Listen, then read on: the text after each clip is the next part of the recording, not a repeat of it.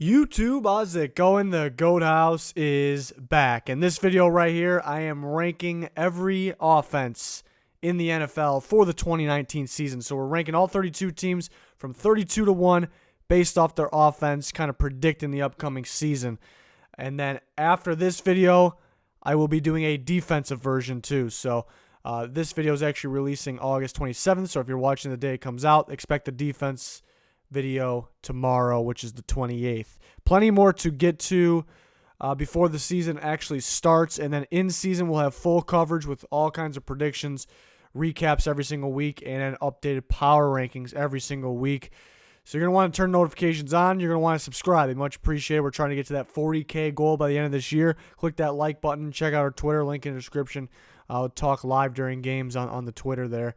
We'll also talk live during games on our Discord too, which you can join by clicking that Patreon link in the description. Much appreciated if you just check it out. But let's rank these offenses for this season. A lot to go over here. So the bottom 8 teams, here we go. Dolphins at 32. Really no surprise. Fitzpatrick, Rosen. Still, they haven't decided yet by the time of me recording this video who's going to start. I don't really think it makes much of a difference. I think either one can play okay. Play solid at times. I like Laramie Tunsil. As long as they don't trade him, I'd be shocked if they traded him. But there was some rumors he can be involved in the Clowney trade. I'm just not buying that. But I like him a lot on the left side. That's pretty much it. That right side's going to be pretty messy. Quarterback's going to be under pressure. It's a hard task. It's a tough task for that quarterback.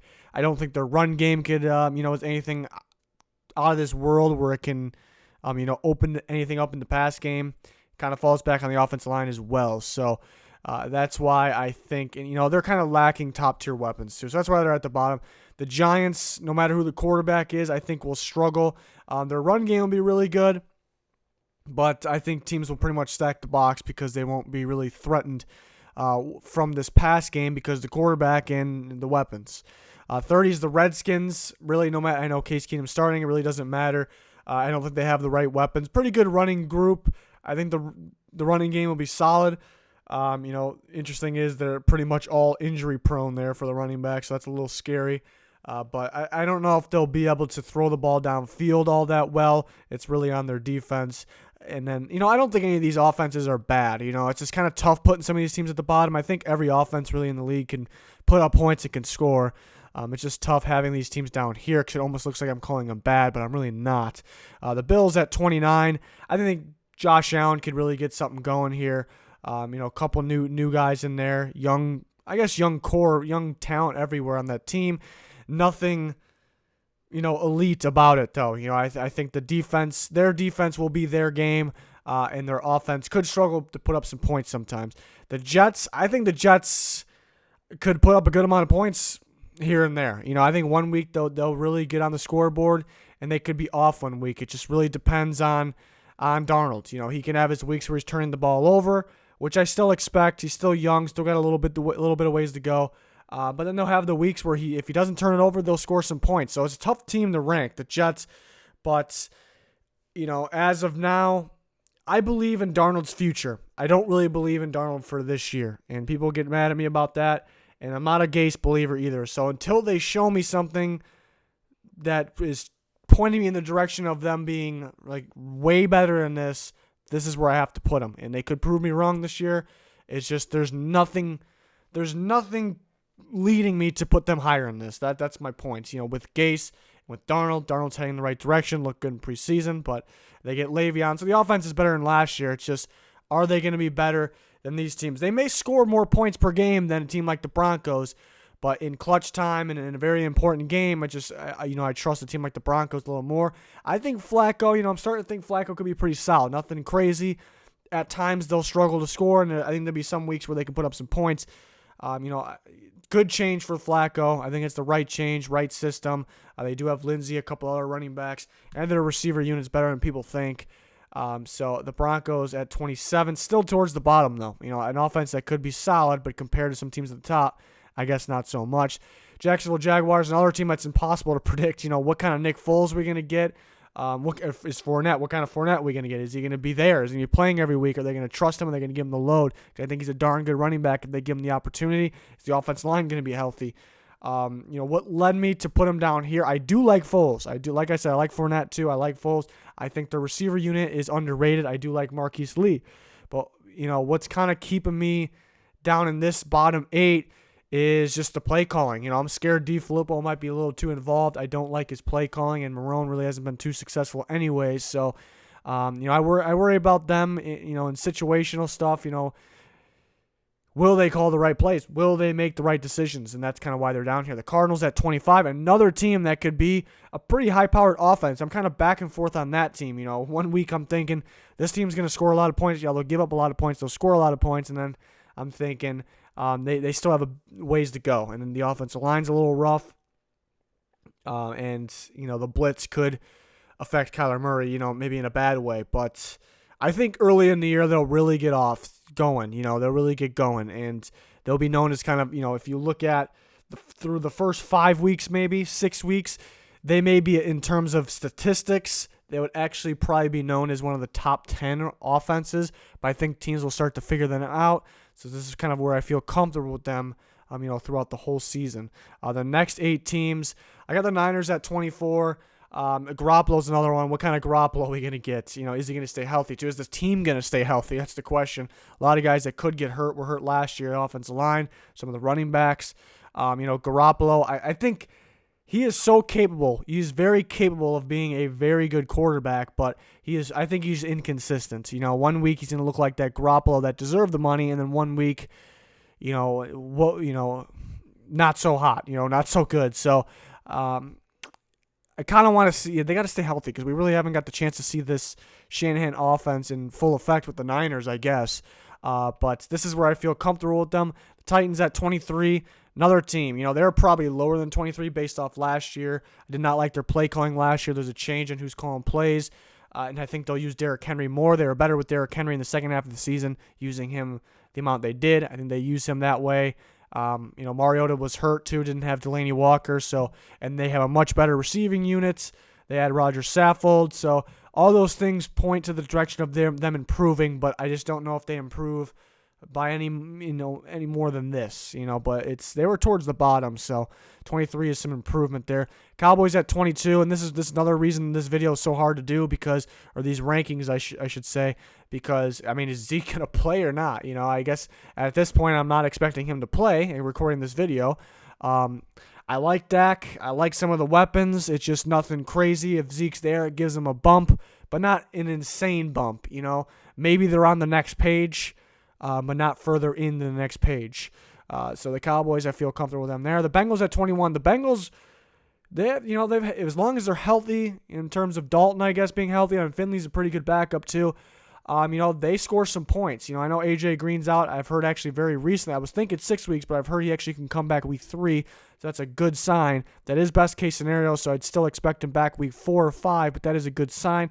I think this offense can get going. At Mixon, they got a number of good running backs that can play. Rodney Anderson, surprising, he's already good to go. That's crazy. And I like Tyler Boyd a lot. I think John Ross gets more involved. Got quite a few tight ends. The Bengals can score. They can score some points. Sometimes people forget that because they haven't really been a good team, and because the offense kind of falls apart towards the end of the season because of injuries and because the season's over.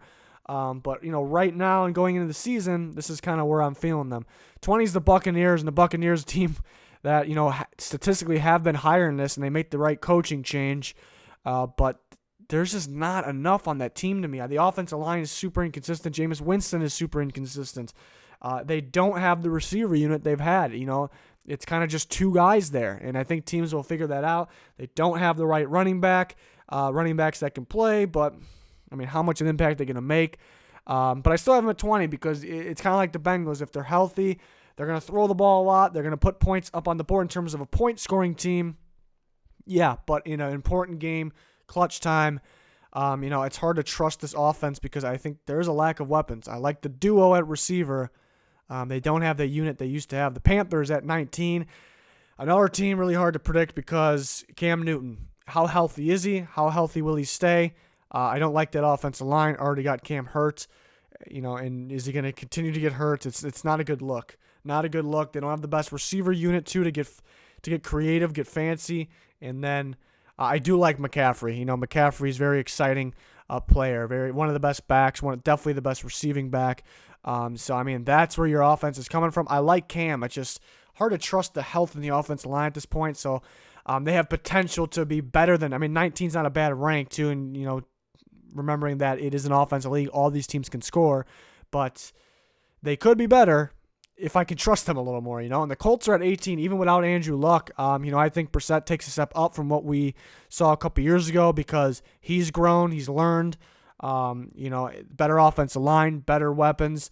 They will they won't be top tier. And the difference between Luck and Brissett, people just say Luck's the better quarterback, which is true, obviously. So that is the good reason why the Colts are better with Luck. But the deep ball is what's the biggest difference. Specifically, I'd say the deep ball is the difference. Brissett, something that he can work on, but something that Luck was great at. So that takes some yards and points away from them. But I still think, people probably want to throw them towards the bottom. I'd say not so fast. The Lions at 17, a lot on Stafford. He's been inconsistent. Last year was not a good year. They add some good players. Kerryon Johnson's going to be healthy too. TJ Hawkinson's a player they added. They had Amendola because last year was pretty much just 2 receivers. I think they got more than that now, especially with the tight end in there. And the offensive line was kind of beat up last year, so that's an excuse why the offense, a legitimate excuse why the offense really wasn't up here. So I think they can get back on track, but it's really on Stafford. On to 16 through 9. Some close ones coming up. Texans at 16, and it's just, it's hard to say. They could be and probably should be better than this because just the thought of Deshaun Watson and DeAndre Hopkins, and then really add Will Fuller in there and Kiki Kute if they stay healthy. But how much can they do with this offensive line, And I don't know if I really agree with the play calling all that much too, but how much can they do with that offensive line?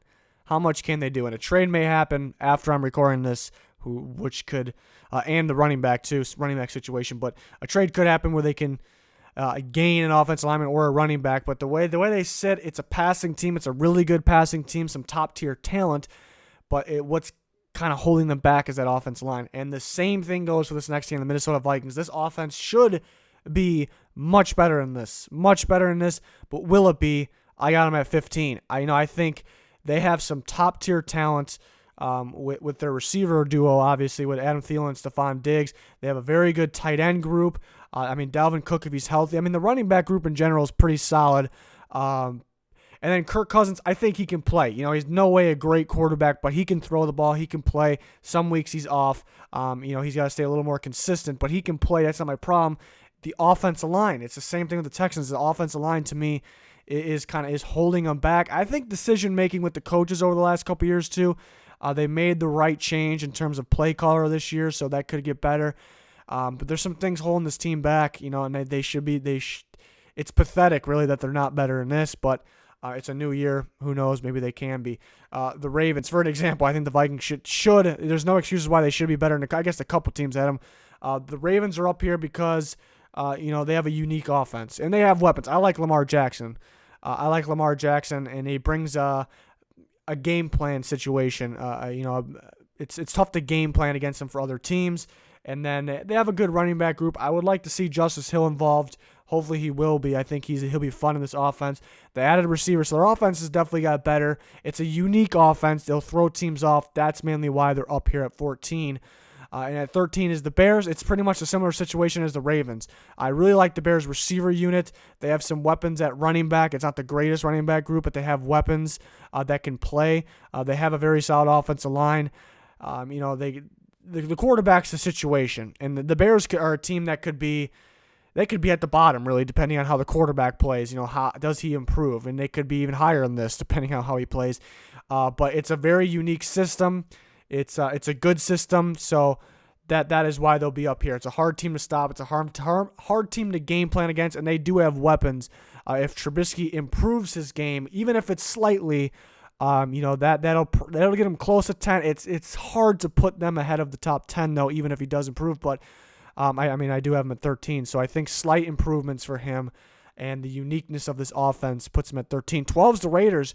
could be surprising to some just because of the Raiders, but I think this offense will be pretty darn good this year. I don't know if they're going to be that good of a team. They'll give up some points. Maybe they'll be inconsistent on offense. Maybe they'll have some weeks with some turnovers, but they'll put up a lot of points, and that's why they're up here. I believe in this offense. I don't really believe in the team in general quite yet. I think they're heading in the right direction. I think Carr will be much better this year. You can see he's understanding the offense a little more. You've seen him in Hard Knocks saying he's understanding defenses. That's great to hear. He could just be saying that, but that'd be weird. That's like the most important thing, how you're understanding defenses and how you can fool them. Great to hear. They add Josh Jacobs. They add a couple tight ends that look like they have some potential. They add Antonio Brown, Tyrell Williams. So this offense will be better. Gruden another year in this. He's got some tricks up his sleeve. So I like this offense. It really could get to that top 10 too. But again, it's tough to pass those top 10. I think the top 10 really should have their own page. I think it really separates them. The Seattle Seahawks at 11 because it's somewhat unique. They definitely they have a very, very good running game, I should say, because they're at the top last year. You can't really tell who's going to run the ball, if Russell Wilson's going to keep it or not. You really can fool you. The offense really can fool you. And Russell Wilson obviously can throw. He's one of the better quarterbacks in the league. Receiver unit's starting to get thin. I was liking the receiver unit. DK Metcalf's hurt now. And then Moore is actually hurt too. So interesting. But I think because the coaching and because the quarterback and the running game, this offense will be up here. But the top 10, I think, separates themselves. The Packers at 10. The Packers could potentially stay higher or go higher if Rodgers stays healthy, if the offensive line stays healthy. Those two things are kind of, in the back of your mind. Even though if you're confident, the back of your mind, it could happen. As good as this offense is, there really isn't. You wish they had more weapons. It's kind of Devontae Adams, I guess, a pretty good running group. No crazy good running back. Aaron Jones is pretty darn good, but another one needs to stay healthy. And then Jimmy Graham's really not the same. So they need more weapons, but they still got it's really because Aaron Rodgers. And Devontae Adams is one of the best in the game too. So, and they'll put up a good amount of points. So they're at number 10. Eagles at 9, same situation. Could be better. Need to stay healthy. The offensive line, the quarterback, the Eagles and the Packers are almost the same in terms of that. But the Eagles do have, I think, more weapons. Well, Deshaun Jackson's actually already hurt. That came out earlier today. So, it's already starting for the Eagles. Not good. So he's already supposed to be out 3 to 4 weeks, but they'll get him back. I guess somewhat minor, but the receiver unit's pretty solid. So the offense will get going. Wentz needs to stay healthy. But what Wentz are we going to get even if he does stay healthy? It was solid last year, but much, much better before he got hurt. We're on to the top 8 now. Quite a few things to talk about in here. I got the Cleveland Browns at 8. I like the no-look look, and especially with Baker Mayfield, with the pieces they have. They're going to get Hunt back at some point during the season. Him and Chubb will be very solid. The receiver unit, I don't have to talk about it too much. It's a very good receiver unit with Odell and Jarvis Landry, Higgins and Callaway, and Njoku at tight end. Pretty solid offensive line, too. The only thing that's a little scary, their tackles are a little inconsistent play on the tackle side. For the most part, pretty solid, though. It's going to be a fun offense. It's going to be hard to game plan against, especially if they do that no huddle. Very hard to stop. They should definitely do more of that. So they'll put up points. It's crazy seeing the Browns up here, but it's true. Chargers at 7. Melvin Gordon, another reason this is hard to rank because I'd probably put them a spot or two higher if Melvin Gordon's in there. People say they don't need Melvin Gordon. Melvin Gordon may not be the deciding factor if they win a Super Bowl or not, I guess, but he's definitely the better running back. He definitely makes them better. I believe in Eckler and Jackson, though, but that's the difference, and the Chargers been a weird team, Rivers, I guess, can he stay consistent? Can he come out and play great right away? But obviously I think highly of this offense at number 7. I like the receiver duo of Keenan Allen and Mike Williams, too. I still think they're going to put up a good amount of points. Offensive line, it does worry me a little bit. It could be worse, but it does worry me a little bit. The Falcons at 6, they're going to throw the heck out of the ball, really. Matt Ryan with that great receiver group, they're going to throw the ball. Matt Ryan doesn't get enough credit. Very good quarterback. And my problem with the Falcons, why I can't put them higher, is the offensive line. I am worried about this offensive line a little more than I am about the Chargers. Kind of like how I was talking about with the Texans and the Vikings. They could be higher, but the offensive line, I think, holds them back. The difference why the Falcons are way up here and the teams like I compare them to, the Vikings and the Texans, are down there. I just have a little more trust in, I guess Matt Ryan. Not a little more, a lot more. Comparing like Matt Ryan to Kirk Cousins. I have more trust in Matt Ryan. We've even seen it in preseason when he's taking hits. He's throwing the ball pretty well. I worry about this offensive line, though. That could hold him back, could be the difference this year. 5 is the Rams. I don't think quite as good as last year. Obviously pretty close, coming in at number 5. Still top 5. Unique offense, a lot of weapons. Maybe the reason they dropped down a little bit is because Gurley is somewhat limited. They'll give him the ball, but he won't get as many carries as last year. And I don't think the offensive line will be as good as last year. Still not bad. I do worry about it down the stretch, like playoffs, but I don't really worry about the offensive line, getting them to the playoffs. Because last year it was elite. Then it started to kind of fall apart a little bit. We saw the pressure getting to Goff. It was different. And it's because season goes on, offensive linemen get worn out, a little beat up, and they were kind of on the older side. They did get rid of Sullivan, but I still think he's better center than what they have now. Whitworth is still there. He's not going to get any better, but he's still really good. And no more Saffold. So that scares me down the stretch a little bit. And for those reasons, they could take a little bit of a drop. Goff needs to play better, but they do have the weapons. The Saints at 4. This is right around where they were last year. Maybe people expected them at 2 or 3. The reason for me not having them at 2 or 3, obviously I still think they're high-powered elite. They're at number 4 for me, and like I said, every offense I think can be good. So I still think highly of them at 4. But the reason why not 1, 2, or 3 is because I just don't see them being better than last year. It's either going to be the same or slightly worse in terms of the offense, in terms of the firepower. Breeze, I'm confident he can play pretty much at the same level. He wasn't throwing for as many yards as, crazy amount of yards or some of the other guys, but I think he'd be about the same, but there's no way he's going to be better. There's no way Drew Brees is going to go play better than he did last year. I guess it's somewhat possible, but I just don't see it. A guy like Kamara could be better. A little bit of different look with Murray and Ingram. Michael Thomas, I think, will be about the same. The receiver unit in general, I think, could be better if I'm splitting hairs here. So I just don't see this offense better than last year. It's the same or very, very slightly underneath the same. So that's why they're at 4, but a very good offense. Number 3, I'm feeling the Steelers. I'm feeling the Steelers. No Antonio Brown. Anybody that says no Le'Veon Bell is ridiculous because he didn't even play last year. But I guess you can make the point that they weren't that great last year without Le'Veon Bell, but they'll be fine, I think. James Conner was fine. He needs to stay healthy. And they don't really need Antonio Brown. Obviously, you're better with Antonio Brown, but I like James Washington. I am pumped for James Washington. I like him a lot. I think, and obviously Juju, I think, could actually be better. He had a really, really good. They don't even need him to be better. They had a really good year last year. He can be that good. I think he has a better season though.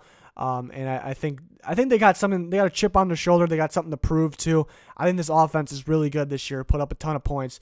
Number 2 is the Patriots. Even with no Gronk, I love this receiver unit. I think Tom Brady plays better than last year's regular season. I definitely think he does. But the reason they're number 2 and very close to 1 is they are going to run all over teams. They're going to run everywhere. They're going to run wild. They're so smart over there. We already knew that, but they're so damn smart. It was kind of the plan. I think they had this plan ready a year ago or more, that they're a future running team. They're going to take a little pressure off Brady. They're going to open up the pass more because he's getting up there in age. Not that they really need to, because they can and they can be better doing that. And they draft Damian Harris when they don't need Damian Harris, is because they know they're going to be a running team. They know they're going to run the hell out of the ball. And they know they can definitely use another running back in a very good rotation to do that. I don't know if he makes a big impact, but it's kind of just proof on where I think they're heading here. Sony Michel's a hell of a back. I've been hyping him up for a long time now. I think a lot of you know that. And they have a long list of the running backs that could play. Deion Lewis and Rex Burkhead, of course. And Damian Harris will make some sort of impact. I don't know if it'll be huge. This team in the blocking scheme is ridiculous. It's set up so perfectly. The offensive line is as good as ever. They lost some guys, but it doesn't even matter. This run game is going to be fun. It's going to open up the pass game down the stretch too. Really good receiver group. Chiefs at 1, no surprise there. Mahomes, the best quarterback in terms of skill and play. That kind of brings up the debate of, and I say Brady all the time. That's because the end game is to win. They're all here to win the Super Bowl, so that's why my argument would be Brady. But in terms of skill, talent, the way they excite people, the way they shock people, any of that, Mahomes. So that's the case for Mahomes. And so my point is the Chiefs have the best quarterback in football in terms of talent. And then Damian Williams, all of a sudden everyone's just sleeping on Damian Williams. There's some hate going on. I don't know what the heck that's about. Damian, I think they're just remembering that he hasn't worked out anywhere else, and he's been a career backup, and they kind of still view him as that. It's just one of those small guys that's just not getting the respect. He's not getting the respect, and people will always sleep on him. I think that's kind of where it's at. He's a darn good back. I know the Chiefs system's great, and it will make pretty much any running back look good, really, but he can play. People don't realize he can run in between the tackles. He can break tackles and run in between the tackles. He can run outside. He's perfect in this offense, can catch the ball, run downfield.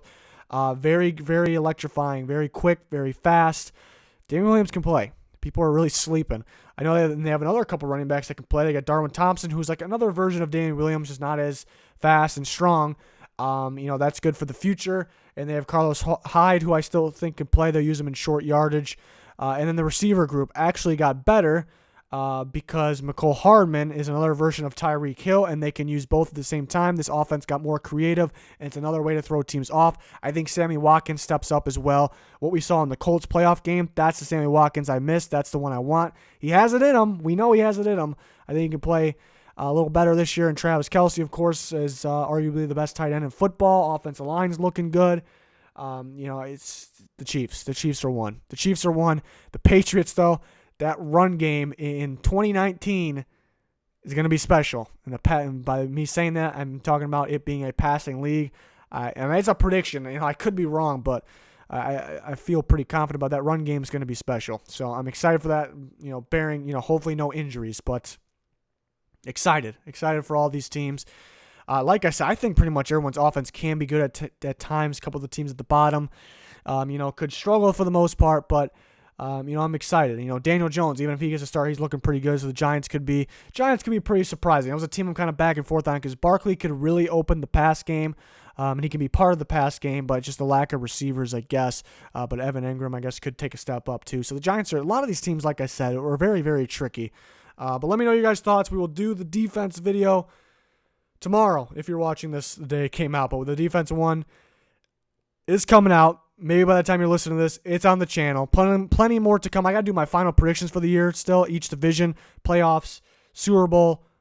Can't wait to do that. Still got to get that out before the season starts. And then weekly picks, score predictions, power rankings, updated, and recaps. We got you covered. Please subscribe. Turn on notifications.